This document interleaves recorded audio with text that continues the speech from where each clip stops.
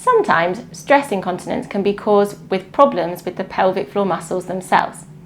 This is a model of the pelvis. You can see the bony bits on the outside here and the pubic bone at the front, and at the back we've got our sacrum and our tailbone. If I show you underneath, everything that you can see that's red is the pelvic floor. So the first thing most people don't understand is how big it is. It goes all the way from the pubic bone at the front all the way to the tailbone, and it goes all the way from one sit bone all the way across to the others. So it's much, much bigger than you think it is. The other thing is that it exists in layers. So we've got some very small spindly muscles which sit right at the vaginal opening, and we have some deeper muscles which help to support the bladder, which sit higher into the body. It's really important that these muscles work well to be able to support the bladder. Similar to a bicep, we want the muscle to be able to contract, and we want it to have good power so that it can support whatever is happening above it.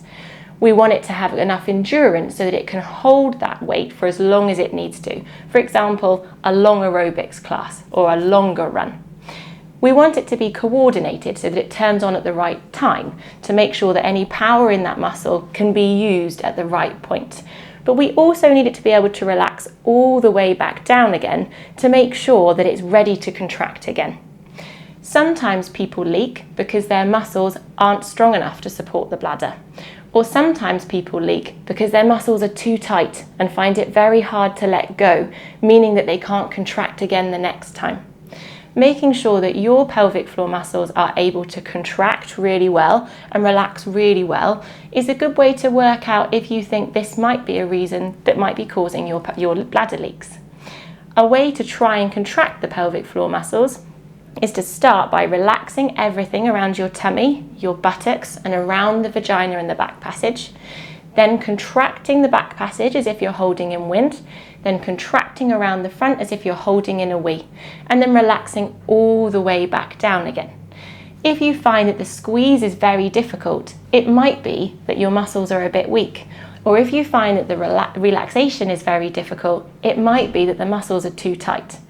Working out what might be the problem with the pelvic floor can be a huge, huge help to make sure that we stop that bladder leakage.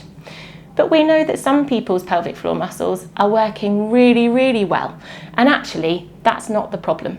And we have to look at other things like the way you move, or the way that you're coughing, or the way that your whole body works in general to try and make sure that we're making the bladder work in the best way possible for you.